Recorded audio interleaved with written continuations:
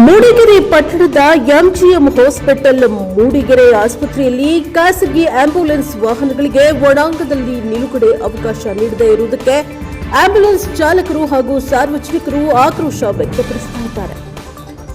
ಆಸ್ಪತ್ರೆಯ ಆಡಳಿತಾಧಿಕಾರಿ ಹಾಗೂ ಆಡಳಿತ ಮಂಡಳಿಯ ಸರ್ವಾಧಿಕಾರಿ ಧೋರಣೆಯಿಂದ ಖಾಸಗಿ ಆಂಬ್ಯುಲೆನ್ಸ್ ವಾಹನಗಳನ್ನು ಆಸ್ಪತ್ರೆಯ ಕಾಂಪೌಂಡ್ ಹೊರಗಡೆ ನಿಲ್ಲಿಸುವಂತೆ ಸೂಚನೆಯನ್ನ ನೀಡಲಾಗಿದೆ ಎಂದು ಚಾಲಕರು ಆರೋಪಿಸಿದ್ದಾರೆ.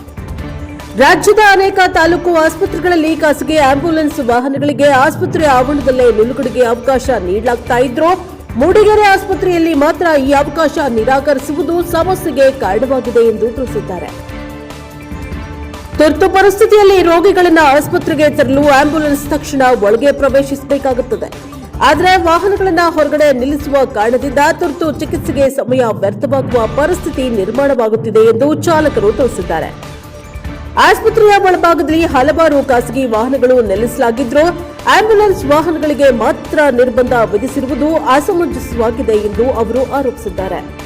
ಈ ಕುರಿತು ಆಡಳಿತಾಧಿಕಾರಿಗಳಿಗೆ ಮನವಿ ಮಾಡಿದ್ರೂ ಸಮರ್ಪಕ ಸ್ಪಂದನೆ ಸಿಕ್ಕಿಲ್ಲ ಎಂದು ತಿಳಿಸಿದ್ದಾರೆ. ಆದ್ದರಿಂದ ರಾಜ್ಯ ಸರ್ಕಾರ ಹಾಗೂ ಸಂಬಂಧಿತ ಅಧಿಕಾರಿಗಳು ಈ ವಿಷಯಕ್ಕೆ ತಕ್ಷಣ ಗಮನಹರಿಸಿ ಬಡ ರೋಗಿಗಳಿಗೆ ಅನುಕೂಲಕರವಾಗುವಂತೆ ಖಾಸಗಿ ಆಂಬ್ಯುಲೆನ್ಸ್ ವಾಹನಗಳಿಗೆ ಆಸ್ಪತ್ರೆಯೊಳಗೆ ನಿಲುಗಡೆ ಮಾಡಲು ಅವಕಾಶ ನೀಡುವಂತೆ ಕ್ರಮ ಕೈಗೊಳ್ಳಬೇಕು ಎಂದು ಸಾರ್ವಜನಿಕರು ಆಗ್ರಹಿಸಿದ್ದಾರೆ. ಬ್ಯೂರೋ ರಿಪೋರ್ಟ್ ಪ್ರಕಾಶ್ ಬಕ್ಕಿ, NKS TV4 ಮೂಡಿಗೆರೆ.